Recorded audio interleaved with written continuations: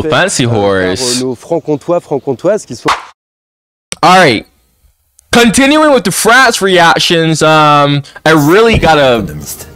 Il existe depuis 3 décennies un lieu dans lequel le mot autonomie... I did react to this 10 minutes, but this is a whole construire un château documentary. Avec les techniques So, du 13e here's the deal, alright? Back in the past, I used to just do like... I mean, I still do it. If I get paid enough, I'll do like long ass like video reactions if I get paid enough. But no one really does that anymore. So usually I just react to this stuff in like parts. So that's what I'm gonna do. Et cela fait appel à des compétences dans de très nombreux domaines. Nous nous sommes focalisés sur le savoir et savoir-faire de celles et ceux qui œuvrent à bâtir un village sans pétrole. Ce reportage vous est présenté tout de suite sur l'archipel. So yeah, 30. We're probably gonna do 30 minutes of this, cause a lot of people do like it when I do longer videos. So I'm like, all right, but not like too long though. I mean, some people do like it. Okay. Bonjour Florian. Bonjour Yann. Merci de nous recevoir pour l'archipel à Guédelon. Avec plaisir. Ça fait des années, j'ai même des proches qui sont venus en stage, je ne sais pas si on dit en stage. À l'époque, ouais, il y avait les stages bâtisseurs, des gens qui venaient justement s'essayer aux différents métiers du chantier pendant une petite semaine. Ouais. J'ai reçu beaucoup de messages des abonnés de l'archipel pour me dire « faudrait un jour aller voir Guédelon ». C'est chose faite. Est-ce que Florian, tu pourrais nous présenter l'histoire et le projet Guédelon, s'il te plaît? Alors le projet Guédelon, c'est un projet un petit peu fou qui est né il y a près de 27 ans maintenant. Il est né, alors non pas ici, dans ce lieu qu'on appelle la Carrière des Murs, mais au château de Saint-Fargeau. D'apparence, il est en briques du 15e siècle, avec des modifications au 17e siècle. Il va être acheté un petit peu avant les années 90 pour qu'il puisse être restauré. C'est un château immense, 2 hectares de toiture. Il va être acheté par Michel Guyot. Donc avec son frère, ils vont acheter le château de Saint-Fargeau pour pouvoir donc le restaurer. Et eh bien, en 1995, ils vont commander une étude archéologique pour en apprendre davantage sur ce château. Et ils vont se rendre compte, donc l'étude elle est menée par Christian Corvisier et Nicolas Fauchère, des castellologues, des spécialistes des châteaux forts. Et ils vont se rendre compte que sous ce château en fait du 15e siècle en briques se cache en réalité un château du 13e siècle. Un château non pas en briques mais en grès ferrugineux, la pierre locale, la pierre de Puisay qu'on trouve donc dans notre région naturelle qu'est la Puisay. Ils vont trouver un château du XIIIe siècle, ils vont en faire donc une conclusion archéologique, ils vont dire que donc, ce château date bien du XIIIe siècle, répond aux canons architecturaux de Philippe Auguste, donc le roi de France de l'époque, fin du XIIe siècle, début du XIIIe siècle. Une des dernières phrases de cette étude archéologique, ça serait « Il serait passionnant de reconstruire le château de Saint-Fargeau ». Point. En fait, c'est à partir de cette phrase que, justement, dans la tête de Michel Guyot, le propriétaire du château de Saint-Fargeau, que va naître cette idée de construire pour de vrai eh bien, un château, donc avec les mêmes techniques qu'au XIIIe siècle et avec les matériaux qui vont être eh bien, prélevés, extraits d'une zone naturelle. Michel Guyot va être rejoint par Marine Martin, qui sont vraiment les 2 protagonistes du projet de Guédelon. Au début, il s'agissait de construire le château de Saint-Fargeau sur le site de Saint-Fargeau, dans le parc. Et finalement, pour plein de raisons, ils ne vont pas le construire à côté de Saint-Fargeau, mais un peu plus loin, dans ce qu'on appelle eh bien, la Carrière des Murs. C'est-à-dire eh bien, une carrière de pierre inexploitée depuis une 50aine d'années, dans lequel on va se dire que c'est un peu le paradis pour justement construire un château. Pourquoi ? On a tout sur place. On va avoir donc derrière le château la carrière de grès ferrugineux. La carrière elle va nous permettre d'avoir la pierre forcément, mais aussi d'avoir des couleurs. On en reparlera plus tard, j'imagine, dans la journée. On va avoir une forêt autour de nous. Là. Okay, I want him to stop speaking, but I don't know when he's gonna stop speaking. All I'm gonna say is, you know, they've been building this for 20, almost 30 years now. You know, I'm like thinking like, yo, this is how it actually took. This is how long it took for this stuff to actually be built. And it's like, bro, all of that just for the castle to be easily destroyed by some catapults or some siege weaponry. And then it's like, okay, well, that castle was just destroyed in like 2 minutes. So it's like, you gotta go and rebuild it again. and it'll take another long ass time only for it to be destroyed relatively quickly again. You know what I mean? Forêt de Guédelon, ce qui va donner donc le nom à notre site, à notre chantier, à notre projet. On va avoir l'argile, il suffit de faire un trou 5 mètres de profondeur à peu près et on aura une argile noire, une argile de très bonne qualité. Alors à la fois eh bien, qui va être très utile pour faire des poteries, mais également pour faire des tuiles, des canalisations, des carreaux de pavement. Donc finalement on avait tout sur place et c'est à partir de ça que va naître le projet. Alors, c'est quoi la première équipe de Guédelon? Au début, on est sur une petite dizaine de personnes, une petite dizaine qui va fonctionner grâce, eh bien, dans un premier temps, à des subventions privées, publiques. Cette équipe, elle vient aussi de l'insertion professionnelle. Initialement, Marilyn Martin, en fait, elle dirigeait une association qui s'appelait Emeraude, qui s'occupait de l'entretien des rivières. Et c'est avec cette même équipe de réinsertion professionnelle qu'on va construire, qu'on va eh bien, poser les premières pierres de Guédelon.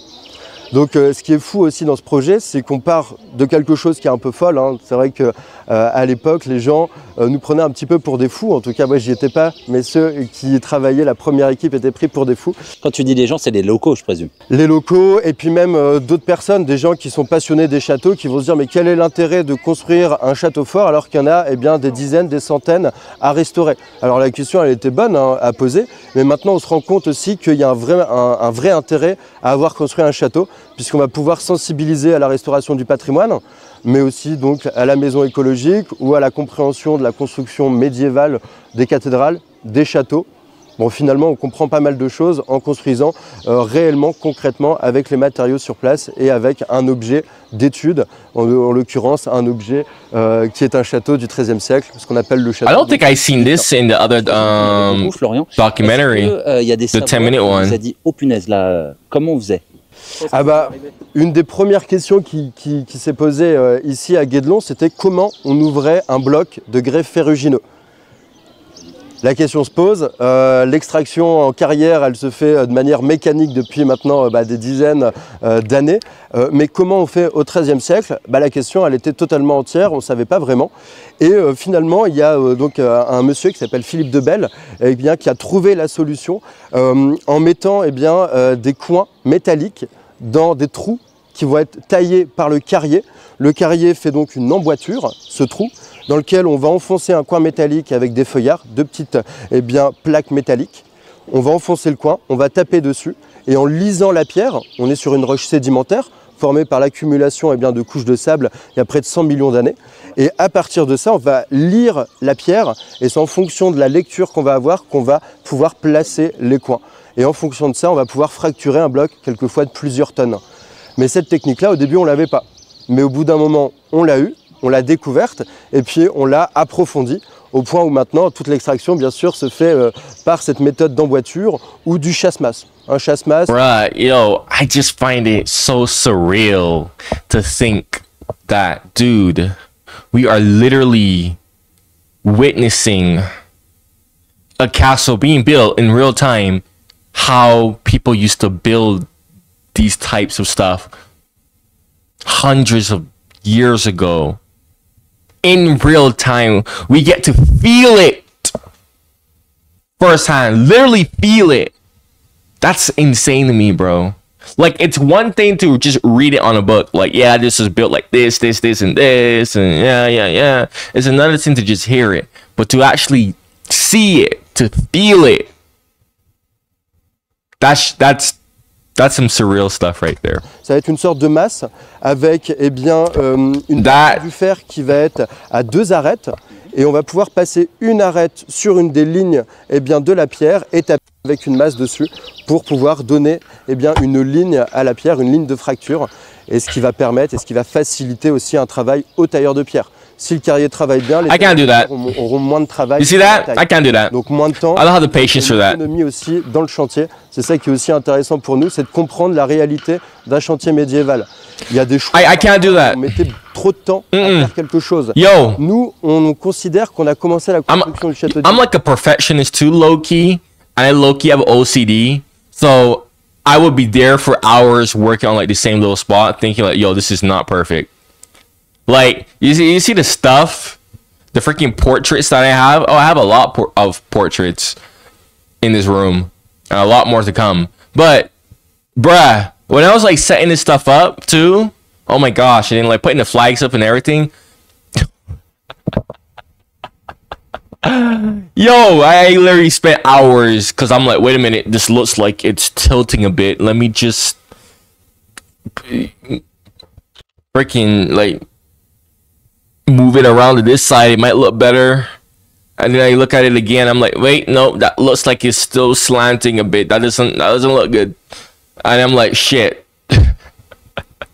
I literally spent hours. I'm not even exaggerating when I said I literally spent hours, bro. Guédelon dans les années 1229, ce qui équivaut à 1998. Aujourd'hui, on est en 2024. Nous, ici sur le chantier, on est en 1255. Ça veut dire qu'on va prendre des modèles de référence entre 1229 et 1255. Donc, un de nos châteaux de référence qui nous a pas mal inspiré dans un premier temps, ça a été le château de Dourdan, construit dans les années 1220. Il est où, lui? Alors Dourdan est dans l'Essonne. Dans l'Essonne. On est sur un château royal, et donc dans les dimensions royales. Et nous, on ne pouvait pas se permettre de faire un château royal. On a inventé un scénario historique. Alors ce scénario historique, c'est qu'on a un petit seigneur qui a l'autorisation de construire un château, mais c'est un petit seigneur, moyen seigneur, donc avec un budget assez limité. Il ne va pas se permettre de faire un château qu'en pierre de taille. Pourquoi? Le budget il serait très élevé au niveau des ouvriers, des tailleurs de pierre. En revanche, nous on va alterner entre du moellonnage. Le moellonnage, c'est une pierre qui ne va pas forcément être taillée, avec des pierres, elles, qui seront taillées. On va justement aviser sur l'économie de chantier en fonction du scénario historique et socio-économique de notre seigneur de Guédelon. J'ai une petite question, Florian. J'ai l'impression que certaines personnes ont plusieurs rôles ici à Guédelon. Ouais. Toi, tu fais quoi quand tu nous présentes pas justement l'histoire de Guédelon? Alors, il y a plusieurs missions. Dans un premier temps, elles sont plurielles. Pour mon cas, ça va être de la médiation culturelle, ce qu'on appelle nous ici les chroniqueurs, c'est-à-dire s'occuper de l'accueil des visiteurs. Nous, notre devise ici à Guédelon, c'est construire pour comprendre. Et une fois qu'on a compris, on va aussi transmettre. C'est le but. Il y a un aspect humain, pédagogique et scientifique. Et la pédagogie fait une grande partie de notre projet. Et du coup, ça va être l'accueil des scolaires. Il y a à peu près 70 000 scolaires chaque année et à peu près 300 000 visiteurs à l'année, donc de fin mars jusqu'à début novembre. Donc il y a l'accueil, la chronique, expliquer les origines du projet. On va expliquer la géométrie comme au Moyen-Âge dans la cour du château. Et quand le moulin est ouvert, malheureusement, ce n'est pas le cas en ce moment pour des raisons climatiques, par rapport aux fortes précipitations qu'on a eues ces dernières semaines. Mais sinon, on explique aussi justement le fonctionnement d'un moulin hydraulique et son histoire. C'est un moulin qui était enfoui dans un milieu humide et qui a été découvert par des archéologues de l'INRAP et que nous, on a décidé de refaire tel quel, dans les mêmes dimensions, donc un moulin du XIIe siècle. Ce sera une bonne excuse pour revenir, ça. Ça sera une bonne excuse pour revenir avec plaisir. Ensuite, je vais avoir d'autres missions aussi, être charretier. Donc ici, on est sur un chantier du XIIIe siècle. Enfin, on essaye de faire comme au XIIIe siècle. Pas d'essence, pas d'électricité, tout le transport. Ooh, fancy horse. Nos francs-comtoises, qui sont en fait nos chevaux de trait, qui I like that horse. permettent d'approvisionner Fanciest horse I've seen. Du chantier. Donc il s'agit justement de porter les matériaux, d'aviser un petit peu aussi sur la sécurité. Et le reste du temps, c'est aussi peut-être une de mes missions principales, ça va être justement de faire des recherches. On est un chantier d'archéologie expérimentale. Alors ça veut dire quoi? Ça veut dire qu'on expérimente des techniques du Moyen-Âge. On va faire des recherches. C'est la première étape de cette méthode un peu scientifique. Première étape, la recherche. On fait la recherche, ensuite on se dit on va essayer. Donc c'est la phase d'expérimentation. Et ensuite, on va évaluer. Donc c'est l'évaluation, la troisième partie de la méthode, qui va être l'évaluation. Est-ce qu'on a réussi à faire comme au XIIIe siècle? Est-ce qu'on commencerait pas la visite là? Tu lui donnes trop envie, Florian. On va pouvoir faire la visite, on va pouvoir déambuler un peu. 13th century, wow. Je pense qu'il y a beaucoup à dire et c'est avec plaisir qu'on va pouvoir se déplacer ensemble. Maintenant que le tableau est posé, je vous invite à nous rendre dans la forêt pour retrouver François qui va nous présenter comment on passe de la grume de bois à une jambe de force pour faire un pont. Alors là c'est parti, on est en train de couper au passe-partout une des futures pièces de charpente. Donc c'est du chêne, ce chêne il est encore très frais. Le copeau qu'on est en train de faire, tu vois, il est presque rose. Le passe-partout, c'est une scie pour faire des coupes à travers fil comme ça. Du coup, là, on fabrique une jambe de force pour faire le pont. Donc le bois, il est amené sur le tas de bois qui est derrière vous. Il est amené par l'ONF, en fait, c'est un bois d'éclaircie qu'on récupère. Et après, on le sort du tas de bois avec le cabestan.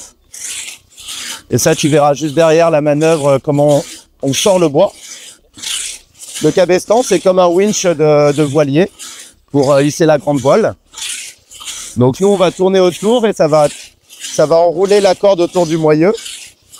Et du coup, ça va mettre en tension cette corde pour sortir les bois du tas de bois. Donc la première étape pour faire une charpente, il se passe ici, il se passe sur le tas de bois. Donc on a un débit, une feuille avec toutes les pièces, toutes les sections, toutes les longueurs. Et donc là, on a 9 jambes de force à sortir. T'en as une qui est juste à côté de toi, là. Il y a écrit JF sur le bout. Bon, on dit passe-partout parce qu'en fait, la scie, quand on la met sur l'épaule, on peut aller partout dans la forêt avec. Et elle pèse pas très lourd. Et elle s'utilise à 2. Yeah, I can't do this. I can't. You see how that, bruh? Oh my gosh. Yo, how much did they get paid for this? How much did the construction workers get paid for this? Because I can't do this, bro. I can't. Allez là. Donc là, on a coupé. On va prendre la baramine.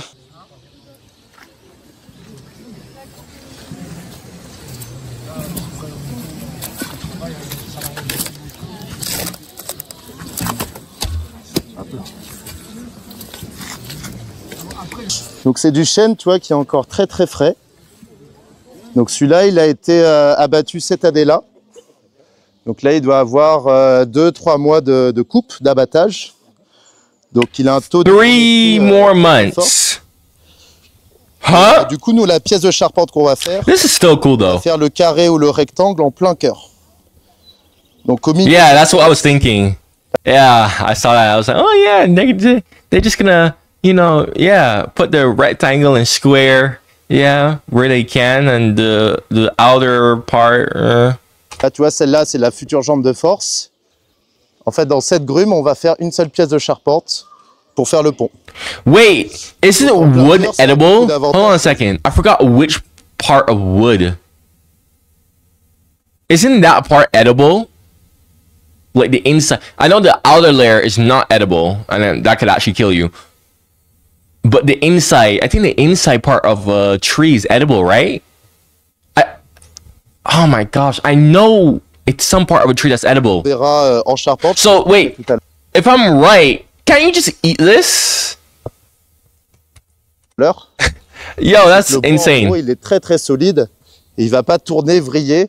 Donc on peut mettre le bois directement vert sur les charpentes. En fait, tu as 3 parties dans le bois. Tu as l'écorce qui est la peau en fait de l'arbre. Tu as la partie fossilisée très très dure qu'on appelle le cœur du bois ou le duramen. Donc il y a le cœur au milieu et toutes les cernes qui rayonnent. Ça, on peut dire que c'est la partie fossilisée du bois, très très dure. À l'intérieur, tu n'as que de la lignine et de l'eau. Et après, tu as l'aubier qu'on voit en jaune là tout autour. Et cet aubier, c'est un peu la moelle épinière du bois. C'est là où il y a toute la circulation de la sève. Tous les sucres sont stockés aussi là-dedans. Et du coup, bah, c'est là où il y a tous les insectes. Donc l'équarrissage, il sert aussi à purger les insectes parce qu'on va rester strictement que dans le duramen. Tout l'aubier et toute l'écorce seront en copeaux au sol. On va accrocher la prochaine grume. On va l'accrocher avec la corde et on va mettre tout ça en place et après tracter le bois avec la force de la corde et la force de nos petits bras. Bah, la grume, donc là le bois il est vert, donc il a une densité très très forte et du coup il a un poids avec très fort. Donc il y a un calcul à faire, c'est qu'il faut calculer son volume et le multiplier par 1000, donc sa masse volumique pour avoir son poids réel. Donc 1000 parce que c'est du bois vert, si c'est du bois sec c'est 650. Bon, en gros, une pièce comme ça, là, c'est une centaine de kilos. Et la grume en entier, on peut compter 300, 400 kilos. Ouais. Mais à la corde, tu vas voir, c'est très facile parce que c'est vraiment de l'intelligence pour éviter de forcer, justement. Donc ça va se faire très simplement. 3, 4, elle est longue, hein. 5, 6, 7, 8, 9, on va voir. Bah là, tu vois, je suis sur le tas de bois pour regarder un peu la section des pièces qu'on va prendre. Donc en gros, là, on a des petites pièces qui font 5 pouces sur 5 pouces, donc c'est des carrés. Et leur longueur, c'est 9 pieds. Donc ça, c'est un pied. 9 pieds, ça fait 2,70 m. Un pied, c'est 30 cm. Donc en gros, je regarde par bout si on a la section, le carré qu'on va faire sur le bout. Et après, sur la longueur, je regarde par-dessus si on a la section qui arrive dedans. Donc là, du coup, on va sélectionner celle-là. Celle-là, on va la sortir. Et après, bah, à 10 pieds, on va la couper pour après amener ce bout de bois en charpente. Après avoir attaché la grume avec une corde, il est temps de la tendre à l'aide du cabestan. Plutôt associé à la marine, ce treuil vertical sert à enrouler et dérouler la corde en démultipliant les forces de traction. Comme vous pouvez le remarquer, cette action peut être dangereuse et aucune personne n'est autorisée à s'approcher de la grume qui pèse plusieurs centaines de kilos. Bah là, du coup, si tu veux, on a fait la procédure du tout début d'une charpente. Donc en fait, le tas de bois, il est composé de grumes qui sont amenées par l'ONF en tracteur. On a un partenariat avec l'ONF depuis plus de 20 ans. Et en fait, l'ONF nous livre ces grumes-là. Donc c'est pour ça, tu vois, sur les bouts, certains sont marqués avec un G pour Guédelon et leur ordre précis. Et en fait, ils sont stockés ici. C'est des bois d'éclaircie. Alors les bois d'éclaircie, c'est très intéressant parce que c'est des bois qui sont enlevés un peu comme les carottes pour le potager. Quand on a une forêt qui est trop dense en chêne, eh ben, la sylviculture moderne veut qu'on enlève les petits moches tordus pour laisser des arbres dits d'avenir. Tu vois, par exemple, celui-là, il a un fût très droit, il monte très en hauteur. Celui-là, il serait sélectionné en forêt comme un arbre d'avenir. Les petits tordus, tu vois, qui sont un peu autour, alors nous on a une forêt pas très dense à Guédelon, mais les petits tordus, en fait, ils ont peu de valeur économique dans le monde sylvicole parce qu'en fait, les scieries refusent des arbres qui sont petits dans le fût et qui sont tordus. Ces bois-là, ils sont refusés parce qu'en fait, la scie, elle va tout droit et comme l'arbre est courbe, la scie, elle va trancher son fil. Alors son fil, c'est son sens de pouce, justement. Et quand on tranche son sens de pouce, l'arbre il perd mécaniquement toute sa structure et sa force. Donc le bois il sera bien droit, bien dans les normes qu'on aime au XXIe siècle. Par contre, dès qu'il sera mis en tension, il va perdre de sa résistance mécanique. Donc en fait, ces bois-là, c'est du bois de chauffage concrètement. Toutes les grumes qui sont sur ce stock, tout cela, si Guédelon n'existe pas, c'est des bois qui partent en fumée. Donc nous, ce partenariat, il est assez intéressant parce qu'on récupère ces grumes qui devaient partir en combustion.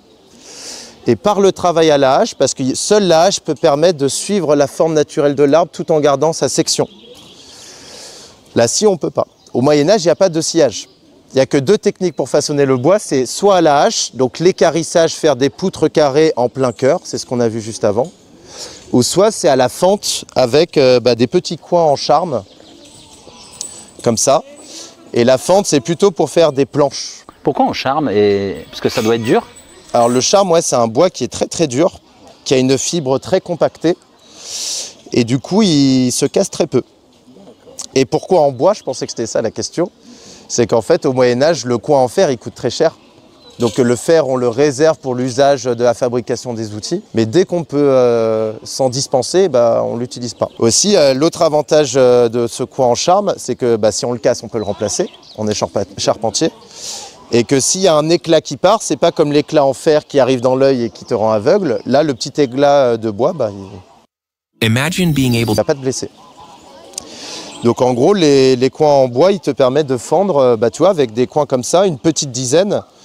On peut fendre facilement une grume de cette longueur, tu vois, au sol, et de faire des planches souvent pour les menuisiers. Excellent. Donc nous, en gros, la charpente, nous on fabrique des poutres, on va dire, et avec on fabrique une charpente. Et les menuisiers qui sont à côté, eux, ils fabriquent des meubles à partir de grosses planches avec des grosses sections quand même. Hein. C'est pas des petites planches du 27 mm. Bruh, they have to be so precise with this. Bruh. You know what I was thinking in my head? Like, these people who are working on these projects, right? Would they do this for like all their life? and they don't even get to see the project that they're constructing finish? Like, seriously. Because I remember in my Notre Dame reaction, when they were talking about, was it Notre Dame? I'm pretty sure it was Notre Dame. Was that a Notre Dame or another cathedral in France? One of those reactions that I did, and they were talking about how the person who was responsible for constructing it, like, he didn't get to see it, but the construction freaking still like went on as he freaking, even though he passed. Like, that amount of freaking dedication, bruh. So I'm like, is it the same of like construction workers too? Like, seriously. Là, on est sur des grosses sections, 3 pouces, donc 7,5 cm, en chêne, et bien costaud. Bon, le chêne, c'est réputé, mais pourquoi le chêne? Il n'y a pas d'autres essences utilisées sur le château à Guédelon? Alors, sur le château, très peu d'autres. Le château, il est pratiquement composé que de chêne. Pourquoi on utilise le chêne? Parce que c'est un bois qui est déjà très présent. Le principe de Guédelon et même du Moyen-Âge, c'est qu'en fait, les matériaux proviennent localement, directement de l'endroit où on construit. Donc ici, on a une forêt de chênes. La France, elle est composée de 40% de chênes actuellement. Au Moyen-Âge, c'était encore plus fort parce que la densité des chênes dans une forêt était très très présente. Et pour revenir à ce qu'on disait sur la forêt de l'ONF, c'est la forêt de Bellary. C'est une forêt qui est à 20 km du site, elle reste quand même très très proche du site.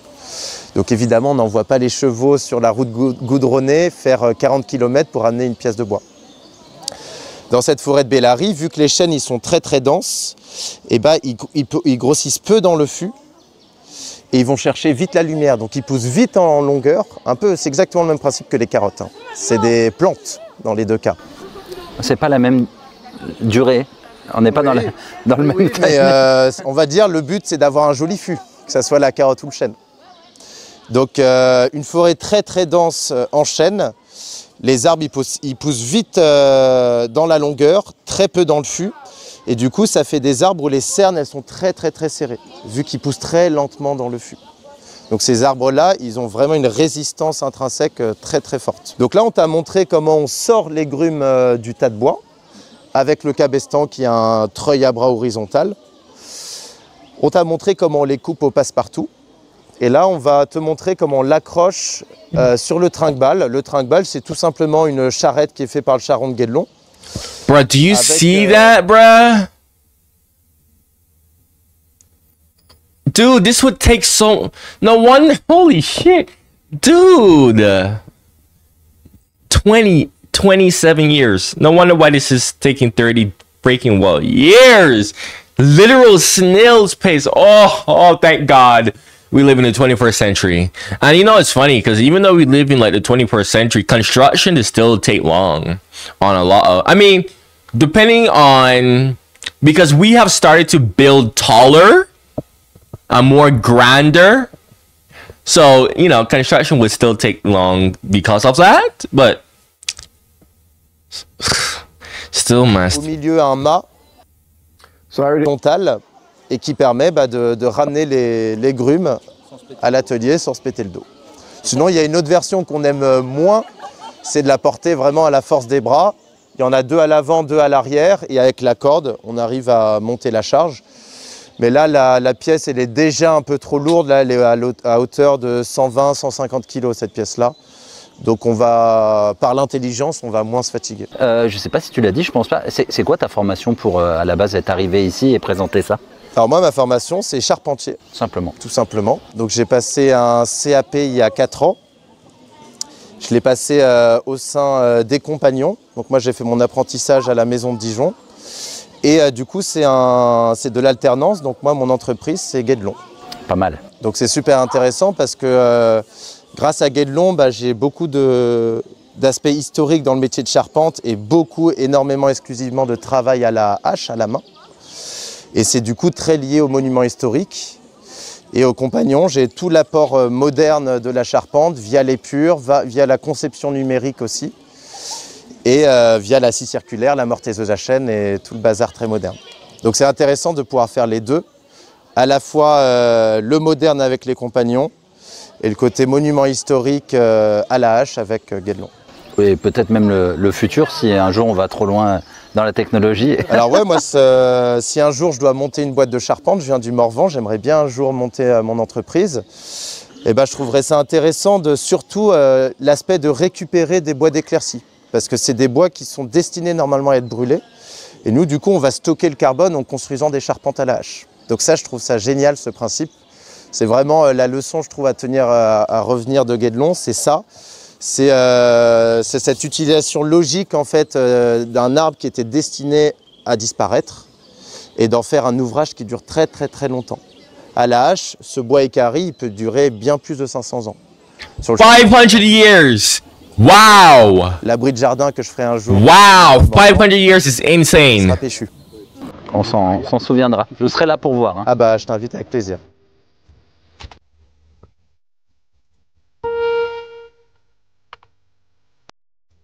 Wait, is this a transition? No, they're just gonna use the wood. Let's see. What in the world is he doing? What in the world is my man doing?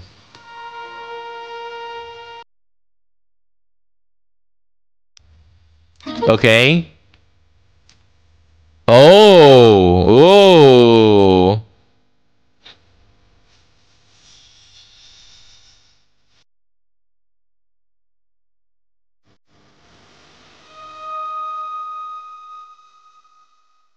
Donc tu vois, le nœud, il est très très simple là, pour accrocher la pièce. Là, on a... I swear that looks like a freaking cannon, bro. Like every time I see it, I'm like, why does that look like a cannon? It looks so eerily similar to a freaking cannon, Par le bro. cordier, où en fait on noue la corde en retour sur le brin principal. On fait passer la corde dans la boucle. It looks just like a Après, on fait freaking juste, artillery piece. Une petite boucle qu'on met en tension sous la corde. Et du coup, quand on va lever le bras horizontal du trinque-balle, ça va serrer du coup la pièce ici. Donc du coup, après, là, il y a deux solutions. Soit on accroche avec l'anneau qui est là, on accroche le cheval qui ramène la pièce. Donc c'est ce qu'on va faire dans la journée. Là, le cheval, je ne sais pas où il est, mais a priori, il est chez les maçons. Et sinon, bah, si la pièce est un peu plus petite, les chevaux, ça peut être nous. Donc là, il y en a deux qui tirent ici et il y en a deux qui se mettent au niveau des jantes des roues qui poussent et ça se fait bien aussi. Mais par exemple, tu vois, une pièce comme ça, là, on la porte très facilement avec le trinque-balle. Du coup, le mot trinque-baller, ça vient de là. Quand on dit qu'on trinque-balle quelque chose, c'est souvent une pièce lourde qu'on amène de manière fastidieuse d'un endroit A à un endroit B. En attendant que Is that okay? Yeah, they're transitioning. Okay, so that was part one. That was part one. So, if you made it all the way here to the end of this video, make sure you like and subscribe. If you like my reactions, you could give me more France reactions in the comments down below. Eventually I'll do. Guys, I have so many reactions. You have no idea. Literally, probably like hundreds of people want me to react to so many things. It's not even a joke, which is why my channel membership exists, so that my more dedicated viewers can, you know, have their reactions done quicker, their comments responding to much more faster. A bunch of other perks that I'm too lazy to say. But guys, it's only 99 cents a month. Like I said, I purposely made it cheap. But make sure you like and subscribe, turn the bell notifications on. Thank you for watching, and goodbye.